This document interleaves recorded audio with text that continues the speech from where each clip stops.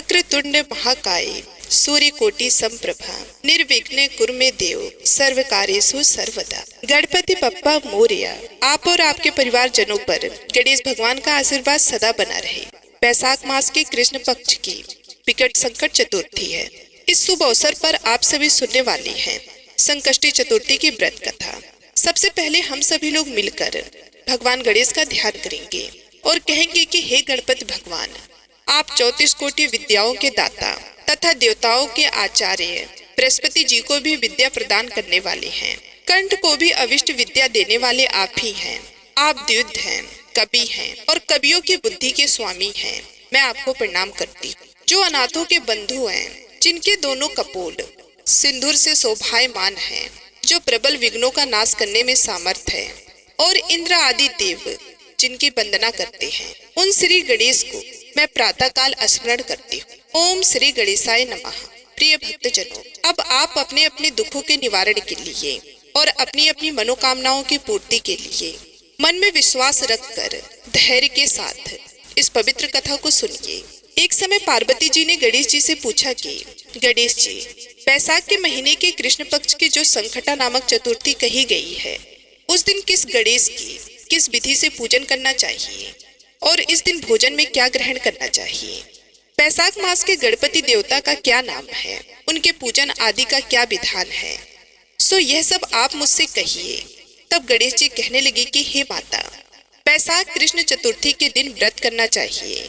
उस दिन वक्रतुंड नामक गणेश जी की पूजा करके भोजन में कमल गट्ठे का हलवा लेना चाहिए। हे जननी, द्वापर युग में राजा युधिष्ठिर ने इस प्रश्न को पूछा था और उसके उत्तर में जो कुछ भगवान श्री कृष्ण ने कहा था, मैं उसी इतिहास का वर्णन करता हूँ। आप श्रद्धा युक्त होकर सुनिए। हे राजन युधिष्ठिर, इस कल्याणदात्री चतुर्थी का जिसने व्रत किया और उसे जो फल प्राप्त हुआ है, मैं उसको ही कह रहा हूँ, ध्यान से सुनो। प्राचीन काल में एक रतिदेव नामक प्रतापी राजा थे। जिस प्रकार आग की लपटें समूहों को जला डालती है, उसी प्रकार वो अपने शत्रुओं के विनाशक थे। उनकी मित्रता यम, कुबेर, इंद्र आदि देवों से थी। उन्हीं के राज्य में धर्मकेतु नामक एक श्रेष्ठ ब्राह्मण रहते थे। उनकी 2 स्त्रियां थी। एक का नाम था सुशीला और दूसरी का नाम था चंचला। सुशीला नित्य ही कोई न कोई व्रत रखा करती थी। फलता उसने अपने शरीर को दुर्बल बना डाला था। इसके विपरीत चंचला कभी भी कोई व्रत उपवास आदि न करके भरपेट भोजन करती थी। इधर सुशीला को सुंदर लक्षणों वाली एक कन्या हुई और उधर चंचला को पुत्र रत्न की प्राप्ति हुई। यह देखकर चंचला बारंबार सुशीला को ताना देने लगी, अरे सुशीला, तूने इतने व्रत उपवास करके शरीर को जर्जर बना डाला, फिर भी एक कृषकाय कन्या को जन्म दिया। मुझे देख, मैं कभी व्रत आदि के चक्कर में ना पड़कर हष्ट पुष्ट बनी हुई हूँ और वैसे ही बालक को भी उत्पन्न किया है। अपनी सौत का व्यंग बाण सुशीला के हृदय में चुभने लगा। वे पतिव्रता विधिवत गणेश जी की उपासना करने लगी। जब सुशीला ने भक्ति भाव से संकट नाशक गणेश चतुर्थी का व्रत किया तो रात्रि में वरदाय गणेश जी ने उसे दर्शन दिया। श्री गणेश जी ने कहा कि हे सुशीला, तेरी आराधना से हम अत्यधिक संतुष्ट हैं। मैं तुम्हें वरदान दे रहा कि तेरी कन्या के मुख से निरंतर मोती और मूंगा प्रवाहित होते रहेंगे। हे कल्याणी, इससे तुझे सदा प्रसन्नता रहेगी। हे सुशीला, तुझे वेद शास्त्रों से युक्त एक पुत्र भी उत्पन्न होगा। इस प्रकार का वरदान देकर गणेश जी वहीं पर अंतर ध्यान हो गए। वरदान प्राप्ति के फल स्वरूप उस कन्या के मुख से सदैव मोती और मूंगा झड़ने लगे। कुछ दिनों के बाद सुशीला को एक पुत्र उत्पन्न हुआ और इसके बाद धर्मकेतु स्वर्गगामी हो गया। उसके मृत्यु के बाद चंचला घर का सारा धन लेकर दूसरे घर में जाकर रहने लगी, परंतु सुशीला पति गृह में रहकर ही पुत्र और पुत्री का पालन पोषण करने लगी। उस कन्या के मुंह से मोती मूंगा गिनने के फलस्वरूप सुशीला के पास थोड़े समय में ही बहुत सा धन एकत्रित हो गया। इस कारण चंचला उससे ईर्ष्या करने लगी। एक दिन हत्या के उद्देश्य से चंचला ने सुशीला की कन्या को कुएं में ढकेल दिया। उस कुएं में गणेश जी ने उसकी रक्षा की और वह बालिका सकुशल अपनी माता के पास लौट आई। उस बालिका को जीवित देखकर चंचला का मन उद्देश्य हो उठा। वे सोचने लगी कि जिसकी रक्षा ईश्वर करता है, उसे कौन मार सकता है। इधर सुशीला अपनी पुत्री को पुनः प्राप्त कर प्रसन्न हो गई। पुत्री को हृदय से लगाकर उसने कहा कि श्री गणेश जी ने तुझे पुनर्जीवन दान दिया है। अनाथों के नाथ गणेश जी ही हैं चंचला आकर उसके पैरों में नतमस्तक हुई। इसे देखकर सुशीला के आश्चर्य का ठिकाना ना रहा। चंचला हाथ जोड़कर कहने लगी कि हे बहन सुशीला, मैं बहुत ही पापनी और दुष्टा हूँ। आप मेरे अपराधों को क्षमा कीजिए। आप दयावती हैं। आपने दोनों कुलों का उद्धार कर दिया। जिसका रक्षक देवता होता है उसका मानव क्या बिगाड़ सकता है। जो लोग संतों एवं सत्पुरुषों को दोष देते हैं वे अपनी करनी से स्वयं नाश को प्राप्त होते हैं। इसके बाद चंचला ने भी उस कष्ट निवारक पुण्यदायक संकट नाशक गणेश जी के व्रत को किया। श्री गणेश जी के अनुग्रह से परस्पर उन दोनों में प्रेम भाव स्थापित हो गया। तो प्रिय भक्तों, जिस पर गणेश जी की कृपा होती है उसके शत्रु भी मित्र बन जाते हैं। सुशीला द्वारा संकट नाशक गणेश व्रत किए जाने के कारण ही उसके सौतन चंचला का हृदय परिवर्तन हो गया। श्री गणेश जी कहते हैं कि हे देवी, पूर्व काल का पूरा वृतांत मैंने आपको सुना दिया। इस लोक में इससे श्रेष्ठ विघ्न विनाशक कोई दूसरा व्रत नहीं है। श्री कृष्ण जी कहते हैं कि हे धर्मराज, आप भी विधि पूर्वक गणेश जी के इस व्रत को कीजिए। इसके करने से आपके शत्रुओं का नाश होगा तथा अष्ट सिद्धियां और 9 निधियां आपके सामने करव्रत होकर खड़ी रहेंगी। आपके सामने कर जोड़कर खड़ी रहेंगी। हे धर्मपरायण युधिष्ठिर, आप अपने भाइयों, धर्म पत्नी और माता के सहित इस व्रत को कीजिए। इससे थोड़े समय में ही आप अपने राज्य को प्राप्त कर लेंगे। श्री कृष्ण भगवान के मुख से इस कथा को विस्तार पूर्वक सुनकर तब धर्मराज युधिष्ठिर ने भी भक्ति भाव से वैशाख कृष्ण चतुर्थी का व्रत किया और गणपति भगवान की कृपा से अपने खोए हुए राज्य को पुनः प्राप्त कर लिया। चतुर्थी तिथि आने पर स्नान करने के बाद सोने, चांदी, तांबे, पीतल या मिट्टी से बने भगवान गणेश जी की मूर्ति स्थापित करनी चाहिए। गणेश जी को स्नान कराना चाहिए। इसके बाद जनेऊ धारण करानी चाहिए। अबीर, गुलाल, चंदन, सिंदूर आदि गणपति जी को अर्पित करनी चाहिए। वस्त्र अर्पित करें, अक्षत चढ़ाएं, फूलों से श्रृंगार करें, गणेश मंत्र बोलते हुए दूर्वा अर्पित करें, भगवान को लड्डुओं का, मोदक का भोग लगाएं, कपूर जलाएं, धूप दीप से आरती उतारें। इस प्रकार पूजा करने के बाद भगवान से सच्चे मन से क्षमा याचना करें और अंत में प्रसाद को सभी भक्तों में बांट दें। अगर संभव हो सके तो घर में ब्राह्मणों को भोजन कराएं और अपने सामर्थ्य के अनुसार उन्हें दान दक्षिणा दें। इस प्रकार जो भी भक्त विघ्नहर्ता भगवान गणेश जी को समर्पित इस व्रत को करता है उनके सभी कष्टों का नाश हो जाता है और उन पर सदैव गणेश भगवान की कृपा बनी रहती है। तो सभी मिलकर प्रेम से बोलिए, विघ्नहर्ता भगवान गणेश जी की जय। कथा के अनुसार एक बार भगवान शिव तथा माता पार्वती नर्मदा के किनारे बैठे थे। वहां माता पार्वती ने भगवान शिव से समय व्यतीत करने के लिए चौपड़ खेलने को कहा। भगवान शिव चौपड़ खेलने के लिए तैयार हो गए, परंतु इस खेल में हार जीत का फैसला कौन करेगा, यह प्रश्न उनके समक्ष उठा। तो भगवान शिव ने कुछ तिनके एकत्रित कर उसका एक पुतला बनाकर उसकी प्राण प्रतिष्ठा कर दी और पुतले से कहा कि बेटा, हम चौपड़ खेलना चाहते हैं, परंतु हमारी हार जीत का फैसला करने वाला कोई नहीं है, इसलिए तुम बताना कि हम दोनों में से कौन हारा और कौन जीता। उसके बाद भगवान शिव और माता पार्वती का चौपड़ का खेल शुरू हो गया। यह खेल 3 बार खेला गया और संयोग से तीनों बार माता पार्वती ही जीत गईं। खेल समाप्त होने के बाद बालक से हार जीत का फैसला करने के लिए कहा गया, तो उस बालक ने महादेव को विजयी बताया। यह सुनकर माता पार्वती क्रोधित हो गईं और क्रोध में उन्होंने बालक को लंगड़ा होने, कीचड़ में पड़े रहने का श्राप दे दिया। बालक ने माता पार्वती से माफी मांगी और कहा कि यह मुझसे अज्ञानतावश ऐसा हुआ है, मैंने किसी द्वेष भाव में ऐसा नहीं किया। बालक द्वारा क्षमा मांगने पर माता ने कहा, यहाँ गणेश पूजन के लिए नाग कन्याएं आएंगी, उनके कहे अनुसार तुम गणेश व्रत करो, ऐसा करने से तुम मुझे प्राप्त करोगे। ये कहकर माता पार्वती शिव के साथ कैलाश पर्वत पर चली गई। 1 वर्ष के बाद उस स्थान पर नाग कन्याएं आईं। तब नाग कन्याओं से श्री गणेश के व्रत के विधि मालूम करने पर उस बालक ने 21 दिन लगातार गणेश जी का व्रत किया। उसकी श्रद्धा से गणेश जी प्रसन्न हुए। उन्होंने बालक को मनवांछित फल मांगने के लिए कहा। उस पर उस बालक ने कहा कि हे विनायक, मुझ में इतनी शक्ति दीजिए कि मैं अपने पैरों से चलकर अपने माता पिता के साथ कैलाश पर्वत पर पहुंच सकूं और वे यह देखकर प्रसन्न हों। तब बालक को वरदान देकर श्री गणेश जी अंतर ध्यान हो गए। उसके बाद वह बालक कैलाश पर्वत पर पहुंच गया और कैलाश पर्वत पर पहुंचने की अपनी कथा उसने भगवान शिव को सुनाई।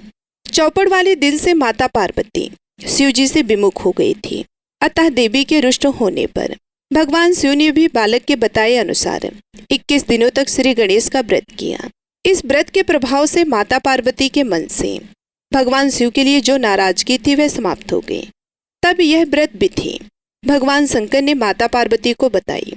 यह सुनकर माता पार्वती के मन में भी अपने पुत्र कार्तिकेय से मिलने की इच्छा जागृत हुई। तब माता पार्वती ने भी 21 दिन तक श्री गणेश का व्रत किया तथा दूर्वा फूल और लड्डुओं से गणेश जी का पूजन अर्चन किया। व्रत के 21वें दिन कार्तिकेय स्वयं माता पार्वती जी से मिलने आ गए। उस दिन से श्री गणेश चतुर्थी का यह व्रत समस्त मनोकामनाओं की पूर्ति करने वाला व्रत माना जाता है। इस व्रत को करने से मनुष्य के सारे कष्ट दूर होकर मनुष्य को समस्त सुख सुविधाएं प्राप्त होती हैं। हे गणेश भगवान, जैसे आपने उस बालक और शिव गौरी की मनोकामना पूरी की वैसी हमारी भी करना। तो एक बार प्रेम से बोलिए, गणेश गजानन की जय हो। अब आइए गणेश जी की एक और कहानी सुनेंगे। एक गांव में एक लड़की अपने माँ के साथ रहती थी। उस गांव में थोड़ी ही दूर में एक मेला लगने वाला था। जिस दिन मेला लगने वाला था उस दिन उसकी माँ कहती है कि बेटी, तुम्हें मेला नहीं जाना चाहिए, तुम बार बार कहती हो कि मेला देखने जाऊंगी। तभी लड़की अपनी माँ से जिद करती है कि माँ मुझे मेला देखने जाना है, लेकिन उसके बावजूद उसकी माँ कहती है नहीं, मेले में अगर अकेली जाओगी तो गुम हो जाओगी। लेकिन फिर भी लड़की नहीं मानती है और वह मेला जाने की जिद करती है। मेला जाने से पहले उस लड़की की माँ लड़की को 2 लड्डू और थोड़ा सा पानी देती है। उसकी माँ कहती है कि मेला जाना है और वहाँ पर गणेश जी को आधा पानी दे देना और 1 लड्डू दे देना, बाकी पानी तुम पी लेना और 1 लड्डू तुम भी खा लेना। देखते देखते काफी शाम हो जाती है, लेकिन अभी तक लड़की क्यों नहीं आई थी। गांव के सभी लोग जितने भी मेला देखने के लिए गए थे सभी लोग आ जाते हैं। ऐसे में उसकी माँ की चिंता बढ़ जाती है कि उसकी बेटी कहाँ गई, अभी तक घर नहीं पहुंची है। लेकिन उसकी बेटी भगवान श्री गणेश के मंदिर में जाकर उस 1 लड्डू खाने और पानी पीने के लिए इंतजार कर रही थी। वो लड़की सोच रही थी कि माँ ने जैसा कहा था वैसा करके ही मैं घर जाऊंगी। उसके बाद भगवान श्री गणेश को लगा कि मैं अगर यह पानी नहीं पीऊंगा और यह लड्डू नहीं खाऊंगा तो यह लड़की घर भी नहीं जाएगी। उसके बाद भगवान श्री गणेश एक छोटे से बच्चे के रूप में आते हैं और पानी और लड्डू खा लेते हैं। उसके बाद वह लड़की खुशी खुशी अपने घर चली जाती है। जैसे घर पहुंचती है उसकी माँ कहती है कि इतना देर कहाँ रह गई थी। तभी वह लड़की कहती है कि आपने जैसा कहा था मैं वैसा ही करके भगवान श्री गणेश को लड्डू और पानी पिलाकर आ रही हूँ। उसके बाद से भगवान श्री गणेश की कृपा उस लड़की पर बरसने लगती है। उसे धन दौलत एक अच्छा सा वर मिलता है। भगवान श्री गणेश की कृपा के कारण उसे सुख समृद्धि का आशीर्वाद भी मिलता है। तो एक बार प्रेम से बोलिए, गणेश जी भगवान की जय। हे गणेश जी महाराज, जैसी कृपा दृष्टि आपने उस लड़की पर की वैसे कहानी को कहने वाले, हुकार भरने वाले और सुनने वाले सभी पर अपनी दया दृष्टि बनाए रखना। अब आइए सुनते हैं भगवान गणेश की एक और कहानी। बहुत पुराने जमाने की बात है। एक घर में एक बहू और उसकी सासू माँ रहती थी। उसकी सासू माँ बहुत ज्यादा लालची किस्म की औरत थी। वे पूजा पाठ तो करती थी, लेकिन उसका पूरा ध्यान धन दौलत अथवा अपने दान और धन को बचाने में होता था। एक दिन उसकी सासू माँ अपनी बहनों से कहती है कि मैं आज एकादशी का व्रत रखी हूँ। आज मैं अपने हाथों से किसी ब्राह्मण को भोजन पर बुलाने की दावत देने वाली हूँ, लेकिन अगर किसी बड़े ब्राह्मण को बुलाऊंगी तो बहुत सारा खाना खाएगा।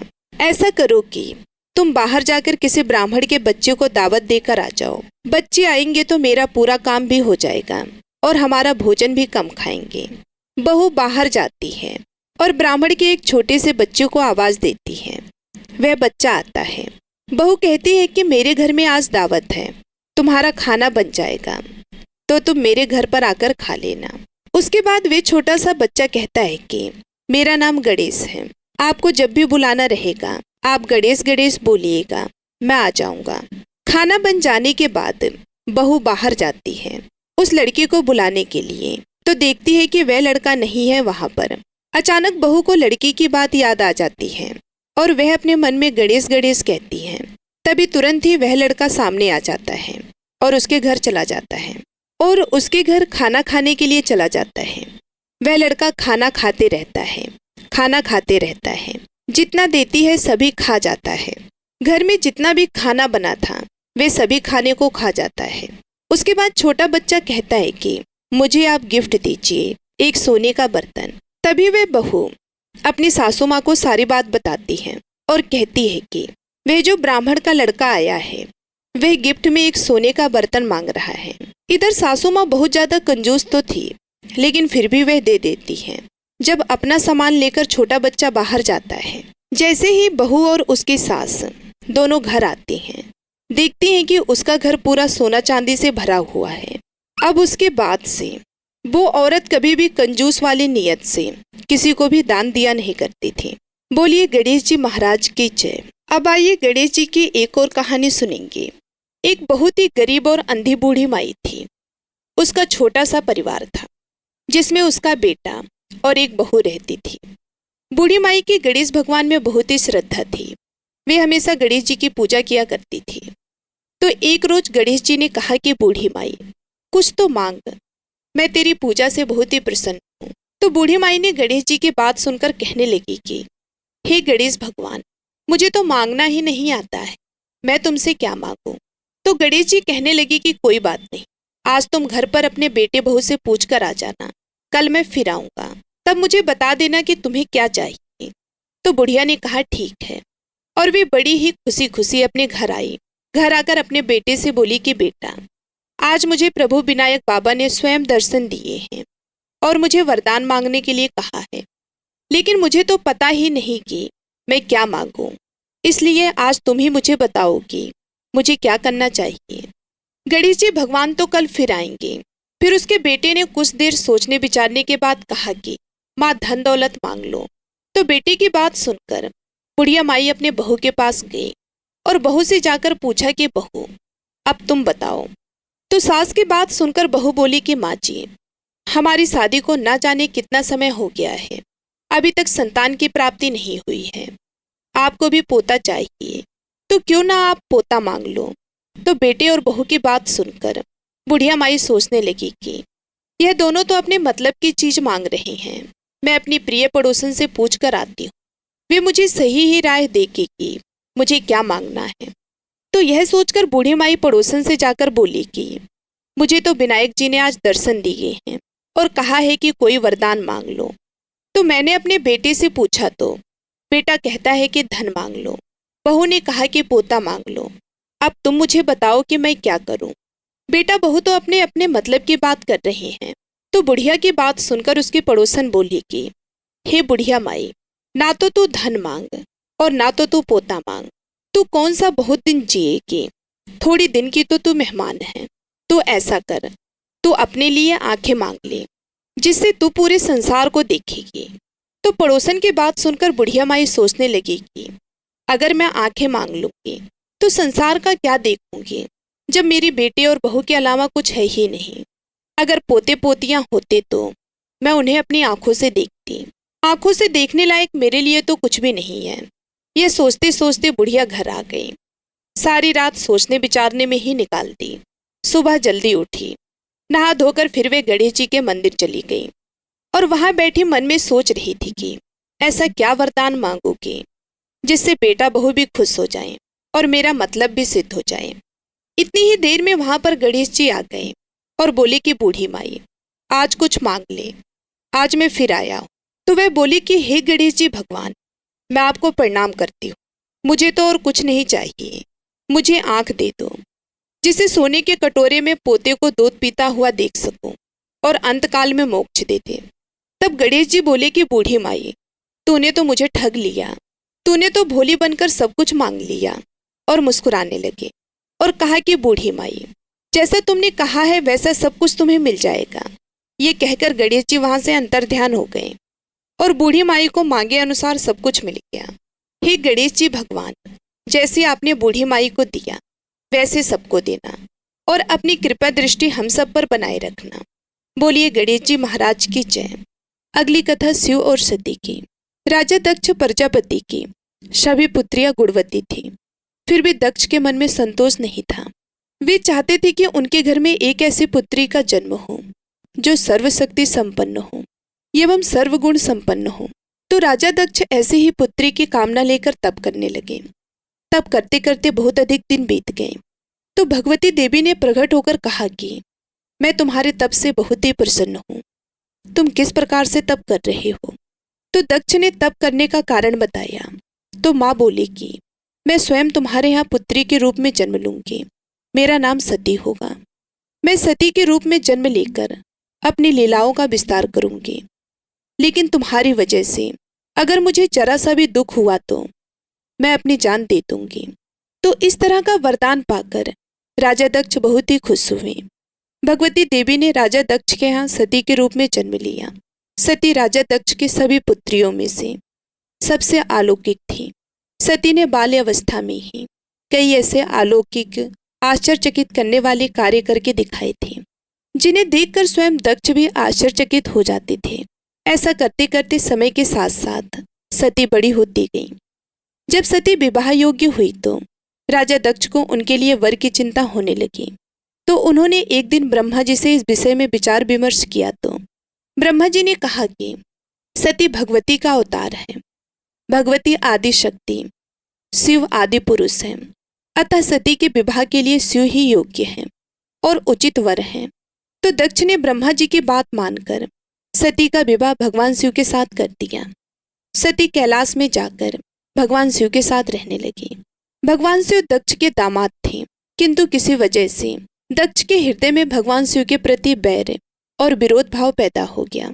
एक बार देवलोक में ब्रह्मा जी ने धर्म के निरूपण के लिए एक बड़ी सभा का आयोजन किया था। सभी बड़े बड़े देवता इस सभा में एकत्रित हुए थे। भगवान शिव भी इसी सभा में बैठे थे। सभा मंडल में राजा दक्ष का जैसे ही आगमन हुआ तो दक्ष के आने पर सारे देवतागण वहां से उठ खड़े हुए और भगवान को प्रणाम किया। पर भगवान शिव खड़े नहीं हुए और न ही उन्होंने दक्ष को प्रणाम किया। और यही वजह थी कि दक्ष ने अपना अपमान महसूस किया था। केवल यही नहीं, उनके हृदय में भगवान शिव के प्रति ईर्ष्या की आग जल उठी थी। वे उनसे बदला लेने के लिए समय और अवसर की प्रतीक्षा करने लगे और वह अवसर भी दक्ष को मिल गया था, क्योंकि राजा ने एक बहुत ही बड़े यज्ञ का आयोजन किया था। उसमें भगवान शिव और सती को नहीं बुलाया। एक बार सती और शिव कैलाश पर्वत पर बैठे हुए परस्पर वार्तालाप कर रहे थे। उसी समय आकाश मार्ग से कई विमान कनखल की ओर जाते हुए दिखाई पड़े। सती ने उन विमानों को देखकर भगवान शिव से पूछा कि प्रभु, यह सभी विमान किसके हैं और कहाँ जा रहे हैं। भगवान शिव ने उत्तर दिया कि आपके पिता ने बड़े यज्ञ का आयोजन किया है। समस्त देवता और देवगण इन्हीं विमानों में बैठकर उसी यज्ञ में सम्मिलित होने के लिए जा रहे हैं। तो यह सुनते ही सती ने कहा कि क्या मेरे पिताजी ने आपको यज्ञ में सम्मिलित होने के लिए नहीं बुलाया। तो भगवान शंकर ने कहा कि आपके पिताजी मुझसे बैर भाव रखते हैं, तो वह मुझे यज्ञ में क्यों बुलाएंगे। तो भगवान भोलेनाथ की बात सुनकर सती मन ही मन कुछ देर तक विचार करती रही और फिर बोली कि यज्ञ के इस अवसर पर मेरी सभी बहनें आएंगी और मुझे उनसे मिले हुए बहुत दिन हो गए हैं। अगर आप मुझे जाने की अनुमति दे तो मैं अपने पिता के घर जाना चाहती हूँ। यज्ञ में भी सम्मिलित हो लूंगी और इसी बहाने अपने बहनों से मिलने का भी शुभ अवसर मुझे मिल जाएगा।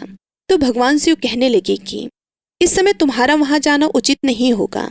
आपके पिताजी मुझसे बैर भाव रखते हैं, हो सकता है वे आपका अपमान भी करें। बिना बुलाए किसी के घर जाना उचित नहीं होता। तो सती ने यह सुनकर कहा कि आप ऐसा क्यों कह रही हैं, वह मेरे पिता का घर है। तो भगवान शिव ने उत्तर दिया कि विवाहित लड़कियों को बिना बुलाए पिता के घर जाना नहीं चाहिए, क्योंकि विवाह हो जाने पर लड़की अपने पति की हो जाती है, पिता के घर से उसका संबंध टूट जाता है। लेकिन सती बार बार पीहर जाने के लिए हट करती रही और अपनी बात को बार बार दोहरा रही थी। तो उनकी इतनी इच्छा देखकर भगवान शिव ने उन्हें पीहर जाने की अनुमति दे दी और उनके साथ अपना एक गण भी भेज दिया। उस गण का नाम वीरभद्र था। सती वीरभद्र के साथ अपने पिता के घर गई। वहां जाकर सती ने देखा कि कोई भी घर का सदस्य उसे देखकर खुश नहीं हुआ और घर में सती से किसी ने भी प्रेम पूर्वक वार्ता नहीं की। और जैसे ही दक्ष ने सती को देखा तो कहा कि क्या तुम यहाँ पर मेरा अपमान कराने आई हो? अपनी बहनों की ओर देखो, कितने सुंदर सुंदर वस्त्र पहन रखे हैं और आभूषण डाल रखे हैं, और एक तुम्हारे शरीर की ओर देखो, तुम्हारे शरीर पर मात्र बाघंबर है। तुम्हारा पति शमशानवासी और भूतों का नायक है, वे तुम्हें बाघंबर के अलावा पहना ही क्या सकता है। दक्ष के कथन से सती के हृदय में पश्चाताप का सागर उमड़ पड़ा और वे सोचने लगी कि उन्होंने यहाँ आकर अच्छा नहीं किया। भगवान शिव ठीक ही कह रहे थे कि बिना बुलाए पिता के घर नहीं जाना चाहिए, लेकिन अब तो आ गई हूँ, अब हो ही क्या सकता है। और उसके पिता इसी तरह कटु और अपमानजनक शब्द बोल रहे थे, जिसे सुनकर सती को बहुत दुख तो हो रहा था, लेकिन वह फिर भी मौन रही। उसके बाद में वे यज्ञ मंडप में गई, जहाँ सभी देवता और ऋषि मुनि बैठे हुए थे, तथा यज्ञ मंडप में धू धू करती जलती हुई अग्नियों में आहुतियां डाली जा रही थी।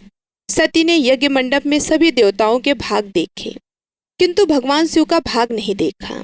वे भगवान शिव का भाग ना देखकर अपने पिता से बोली कि हे पिता श्रेष्ठ, यज्ञ में तो सबके भाग दिखाई पड़ रहे हैं, किंतु कैलाशपति का भाग नहीं है, आपने उनका भाग क्यों नहीं रखा?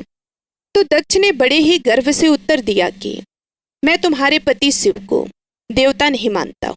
वह तो भूतों का स्वामी, नग्न रहने वाला और हड्डियों की माला धारण करने वाला है। वह देवताओं की पंक्ति में बैठने योग्य नहीं है, उसे भला भाग कौन देगा? तो यह सुनते ही सती के नेत्र लाल हो उठे। उनका मुखमंडल परले सूर्य की भांति तेजोदीप्त हो उठा। उन्होंने पीड़ा से तिलमिलाते हुए कहा कि ओहो, मैं इन शब्दों को कैसे सुन रही हूँ? धिक्कार है मुझ पर, और देवताओं तुम पर भी धिक्कार है। तुम भी उन कैलाशपति के लिए इन शब्दों को कैसे सुन रहे हो, जो मंगल के प्रतीक हैं और जो क्षण मात्र में संपूर्ण सृष्टि को नष्ट करने की शक्ति रखते हैं। वे मेरे स्वामी हैं। नारी के लिए उसका पति ही स्वर्ग होता है। जो नारी अपने पति के लिए अपमानजनक शब्दों को सुनती है, उसे नरक में जाना पड़ता है। हे पृथ्वी सुनो, हे आकाश सुनो, हे देवताओं तुम भी सुनो। मेरे पिता ने मेरे स्वामी का अपमान किया है। मैं अब एक क्षण भी जीवित नहीं रहना चाहती। इस तरह कथन को समाप्त करती हुई सती यज्ञ के कुंड में कूद पड़ी। जलती हुई आहुतियों के साथ उनका शरीर भी जलने लगा। यह देखकर मंडप में खलबली पैदा हो गई। हाहाकार मच गया। देवता सारे उठ खड़े हुए। वीरभद्र क्रोध से कांप उठे। वे उछल उछल कर यज्ञ का विध्वंस करने लगे। यज्ञ मंडप में भगदड़ मच गई। देवता और ऋषि मुनि वहां से भाग खड़े हुए। वीरभद्र ने देखते ही देखते दक्ष का मस्तक काट कर फेंक दिया। जब यह समाचार भगवान शिव के कानों में पड़ा तो वे प्रचंड आंधी की भांति कनखल जा पहुंचे। सती के जले हुए शरीर को देखकर भगवान शिव अपना आपा खो बैठे।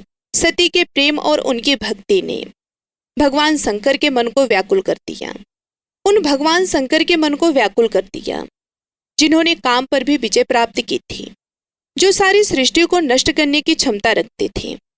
वे सती के प्रेम में खो गए, बेसुध हो गए। भगवान शिव उन्मत्त की भांति सती के जले हुए शरीर को कंधे पर रखकर वे सभी दिशाओं में भ्रमण करने लगे। शिव और सती के इस अलौकिक प्रेम को देखकर पृथ्वी रुक गई, हवा रुक गई, जल का प्रवाह ठहर गया और रुक गई देवताओं की सांसें। सारी सृष्टि व्याकुल हो उठी। सृष्टि के सारे प्राणी पुकारने लगे कि त्राहि माम त्राहि माम।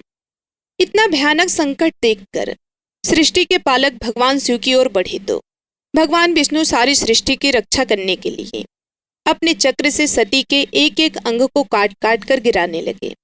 धरती पर 51 स्थानों में सती के अंग कट कट कर गिरे। जब सती के सारे अंग कट कट कर गिर गए तो भगवान शिव पुनः अपने आपे में आ गए, और वे अपने आपे में आए तो पुनः सृष्टि के सारे काम सुचारू रूप से चलने लगे। बोलिए भगवान शिव की जय, माता सती की जय। अब सुनिए चौथ माता की कथा, क्योंकि चतुर्थी का व्रत बिना चौथ माता की कथा के या पूजा के अधूरा रहता है। पौराणिक कथा के अनुसार एक गांव में एक सेठ सेठानी रहते थे। उनके एक बेटा और एक बहू थी। बहू सबको भोजन करा के फिर स्वयं भोजन करती थी। एक पड़ोसन ऐसी भी थी जो रोज पूछती थी कि बहू आज क्या बनाया है, क्या खाया है। तो बहू कहती थी कि ठंडो बासी। एक दिन उसके पति ने ऐसा सुनकर विचार किया कि आज तो पकवान बनाए जाएं, फिर देखे कि मेरी पत्नी क्या कहती है। उसने तरह तरह के पकवान बनवाए और घर के सभी लोगों ने एक साथ बैठकर भोजन किया। आज भी पड़ोसन ने पूछा तो बहू ने कहा कि ठंडो बासी। सेठ के लड़के ने सोचा, हो ना हो कोई बात अवश्य है जिससे कि मेरी पत्नी ऐसा कहती है। उसने पत्नी से पूछा, तुम रोज ठंडो बासी खाया ऐसा क्यों कहती हो, जबकि हम सब ने एक साथ बैठकर कई तरह के पकवान खाए। उसकी पत्नी बोली, हम जो खा रहे हैं वह बाप दादाओं की कमाई है। जिस दिन आप कमा कर लाओगे उस दिन मैं समझूंगी कि ताजा भोजन कर रहे हैं। अब एक दिन लड़के ने माँ से कहा, मैं एक बड़े शहर में कमाई करने जा रहा हूँ। माँ बोली, बेटा अपने पास इतना धन है कि खाए नहीं खत्म होगा। माँ के मना करने पर भी बेटे ने स्वयं कमाने का दृढ़ निश्चय कर लिया और जाते समय पत्नी से कहा कि मैं जब तक कमाकर बहुत सा धन लेकर ना आऊं तुम चूल्हे की आग मत बुझने देना। एक दिन चूल्हे की आग बुझ गई तो वह मन ही मन घबराने लगी, कहीं मेरे पति पर संकट तो नहीं आन पड़ा। जल्दी से पड़ोसन से आग लाकर चूल्हे में रख दूं। ऐसा विचार करके पत्नी पड़ोस में गई। वहाँ पड़ोसन चौथ माता का व्रत और पूजन कर रही थी। पड़ोसन ने कहा, थोड़ी देर में आकर ले जाना। तो बहू ने पड़ोसन से पूछा, आप यह व्रत क्यों करती हो, इससे क्या मिलता है। पड़ोसन ने कहा कि चौथ माता के इस व्रत को करने से अन्न और लक्ष्मी मिलती है और अपनी मनोकामनाएं पूर्ण होती है। अब वह भी चौथ माता का व्रत करने लगी। दीवार पर उसने चौथ माता का चित्र बनाया। उस दिन घी और गुड़ का चूरमा बनाकर रात्रि को चंद्रमा को अर्घ देकर उसने भोजन किया। ऐसा करते करते बहुत दिन हो गए। चौथ माता ने उस बहू के पति को सपना दिया कि साहूकार का बेटा तू जाग, तेरी पत्नी तुझे बहुत याद कर रही है। घर जाकर उसकी चिंता मिटा दे तो दुकान खोलकर कंकु केसर का पगलिया बना के बैठ जाना। आज तेरा हिसाब किताब चुकता हो जाएगा। अब तो चौथ माता ने जैसा कहा था वैसा ही हुआ। उसने घर जाने की तैयारी की और गाड़ी भर के धन दौलत लेकर चल दिया। रास्ते में एक बड़ा सा काला नाग फन फैलाए बैठा था और कहने लगा कि आज तो मैं तुझे डसूंगा, छोड़ूंगा नहीं। आज तेरी आयु पूरी हो गई है। सेठ के लड़के ने कहा, आज चौथ माता ने मुझे सपना दिया तो मैं पत्नी से मिलने घर जा रहा हूँ। वहाँ मेरी पत्नी बहुत चिंता कर रही है। मैं उससे मिलकर जरूर आऊंगा, तब तुम मुझे डस लेना। नाग ने कहा, तुम शपथ पूर्वक कहकर जाओ तो मैं तुम्हें जाने दूं, परंतु लौट कर नहीं आए तो तुम्हारे घर आकर मैं तुम्हें डस लूंगा। इस प्रकार सांप को वचन देकर वह घर पहुंचा। वहाँ सभी से हंसी खुशी से मिला और भोजन करने उदास होकर बैठ गया। उसकी पत्नी ने उदास होने का कारण पूछा तो पति ने काले नाग वाली बात बताते हुए कहा कि यदि मैं उसके पास नहीं जाऊंगा तो वे घर आकर ही मुझे डस लेगा। पत्नी बहुत चतुर थी। उसने कहा कि आप घबराओ नहीं, लेट जाओ, मैं एक उपाय करती हूँ। पत्नी ने कमरे के 7 पेड़ी धोई। पहली पेड़ी पर रेत, दूसरी पर इत्र, तीसरी पर गुलाब फूल, चौथी पर कंकु केसर, 5वीं पर लड्डू पेड़ा, 6ठी पर गादी गलीचा और 7वीं पेड़ी पर दूध का कटोरा भरकर रख दिया। इस प्रकार वे 7 ही पेड़ी सजाकर बैठ गई। आधी रात होते ही नाग आकर पेड़ी पर चढ़ने लगा। पहली पेड़ी पर रेत में लौट गया। कहने लगा कि सेठ की बहू ने आराम तो बहुत दिया पर वचनों से बंद कर आया हूँ, सो इसे अवश्य ही डसना है। इसी प्रकार 7 पेड़ों पर नाग आराम करता हुआ और कहता हुआ चला कि डसना तो जरूर होगा। जैसे ही वह नाग कमरे में जाने वाला था, चौथ माता ने विचार किया कि यदि इसे मैं आज नहीं बचाऊंगी तो संसार में धर्म कर्म और व्रत पूजन को कौन मानेगा। अब तो गणेश जी, चंद्रमा जी और चौथ माता ने उसे बचाने का विचार किया। चंद्रमा जी ने उजाला किया, चौथ माता ढाल बनी। गणेश जी ने तलवार लेकर नाग को मार दिया और ढाल से ढक दिया। अब बहू भी थकी हारी सो गई।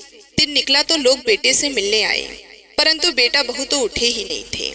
बहुत देर हो गई तो माँ उन्हें उठाने गई। माँ ने 7 पेड़ियों पर जो कुछ देखा तो वे बहुत ही घबराई और बेटा बहू को आवाज लगाई। बेटा बहू उठे तो देखा कि एक ढाल तलवार वहाँ पड़ी है। अब ढाल उठाई तो वही काला नाग मरा हुआ पड़ा है। बेटा बहू ने सोचा कि आज तो धर्म कर्म ही आड़े आए हैं, जो भगवान गणेश जी और चौथ माता ने आपकी रक्षा की है। हे चौथ माता, आपने जैसे सेठ की बहू की रक्षा की वैसे ही सबकी रक्षा करना। बोलो चौथ माता की जय। अब आइए सुनते हैं लपसी और तपसी की कथा, जो कि हर व्रत के बाद में अवश्य सुनना चाहिए, क्योंकि ऐसा कहा जाता है कि बिगर लपसी और तपसी की कथा सुने बिगर कोई भी व्रत कथा पूर्ण नहीं होता। तो आइए बड़ी ही श्रद्धा से लपसी और तपसी की कथा को सुनते हैं। एक लपसी था, एक तपसी था। तपसी हमेशा भगवान की तपस्या करता था। तपसी हमेशा भगवान की तपस्या करता था, लेकिन उसे चोरी करने की आदत थी। लपसी हमेशा सवा सेर की लपसी बनाता और पहले भगवान को भोग लगाता, उसके बाद में स्वयं भोजन करता। दोनों भाइयों का यही नियम था। तो एक दिन किसी बात को लेकर दोनों में कहासुनी हो गई। तो तपसी बोला कि मैं रोजाना भगवान की तपस्या करता हूँ, इसलिए मैं बड़ा हूँ। तो लपसी बोला कि मैं रोज भगवान को सवा सेर की लपसी का भोग लगाता हूँ, इसलिए मैं बड़ा हूँ। ऐसा कहते हुए दोनों जोर जोर से लड़ने लगे। तभी वहां से नारद जी गुजर रहे थे। दोनों को लड़ता हुआ देखकर वहां आए और उनसे पूछा कि तुम दोनों क्यों लड़ रहे हो। तो दोनों ने अपने आप को बड़ा बताया और साथ में बड़ा होने का कारण भी बताया। तो नारद जी बोले कि मैं तुम्हारा फैसला कर दूंगा, कल आऊंगा, बता भी दूंगा कि तुम दोनों में से कौन बड़ा है। दूसरे दिन लपसी और तपसी नहाकर अपने रोज की भक्ति करने आए। तो नारद जी ने छुपकर 1.25 करोड़ की एक एक अंगूठी उन दोनों के आगे रख दी। जैसे ही भक्ति करते हुए तपसी की नजर उस अंगूठी पर पड़ी तो उसने चुपचाप उस अंगूठी को उठाई और अपने पैरों के नीचे दबा ली। लपसी की नजर अंगूठी पर पड़ी, लेकिन उसने ध्यान नहीं दिया। उसने पहले भगवान को भोग लगाया और फिर स्वयं भोजन करने के लिए बैठ गया। थोड़ी देर बाद नारद जी सामने आए। तो दोनों ने पूछा कि अब बताओ, हम में से कौन बड़ा है।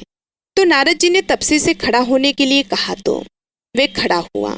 तो उसके पैर के नीचे दबी हुई अंगूठी दिखाई दी। तो नारद जी ने तपसी से कहा कि तपस्या तो तुम रोज करते हो, लेकिन इतनी तपस्या करने के बाद भी तुम्हारी चोरी करने की आदत नहीं गई। ये अंगूठी मैंने ही तुम दोनों के आगे रखी थी। मैं ये देखना चाहता था कि तुम दोनों में से किसके मन में लालच है। तो तुझे तो अंगूठी दिखाई पड़ते ही झट से अपने पैरों के नीचे दबा ली। लेकिन लपसी का ध्यान अंगूठी पर जाने के बाद भी लपसी ने अंगूठी को नहीं उठाया और ना ही ध्यान दिया। उसने सिर्फ अपने भगवान जी में ध्यान रखा, उन्हें भोग लगाया और बाद में स्वयं भोजन करने लगा। इसलिए लपसी बड़ा है और तुम्हें तुम्हारी तपस्या का कोई भी फल मिलने वाला नहीं है। जितनी चाहे मर्जी तुम तपस्या कर लो, तुम्हें इसका कोई भी फल नहीं मिलेगा। तो तपसी को यह सुनकर बहुत ही दुख हुआ और वे शर्मिंदा होकर नारद जी से माफी मांगने लगा और कहने लगा, आज तक की मेरी गलती माफ करो और मुझे बताओ कि मेरी तपस्या का फल कैसे मिलेगा। आज के बाद कभी भी मैं चोरी नहीं करूंगा। तो नारद जी ने कहा कि यदि कोई गाय और कुत्ते को रोटी नहीं बनाएगा तो उसका फल तुझे मिलेगा। यदि कोई आदमी ब्राह्मण को भोजन करवा कर उसे दक्षिणा नहीं देगा तो उसका फल भी तुझे ही मिलेगा। अगर किसी को सूत वाली साड़ी अगर हम देते हैं, उसके ऊपर अगर भेंट स्वरूप कुछ रुपए नहीं देंगे तो उसका फल भी तुझे ही मिलेगा। अगर कोई व्यक्ति दिए से दिया जलाएगा तो उसका फल भी तुझे ही मिलेगा। अगर कोई औरत आंगन लीप कर चौका नहीं लीपेगी तो उसका फल भी तुझे ही मिलेगा। यदि कोई व्रत कथा में सारी कहानी सुन ले लेकिन तुम्हारी कहानी ना सुने तो उसका फल भी तुझे ही मिलेगा। उस दिन से हर व्रत कथा और कहानी के साथ लपसी और तपसी की कहानी कही और सुनी जाती है। अब आप सभी लोग रसपान करेंगे भगवान गणेश की आरती का। जय गणेश जय गणेश जय गणेश देवा, माता जाके पार्वती पिता महादेवा। जय गणेश जय गणेश जय गणेश देवा, माता जाके पार्वती पिता महादेवा।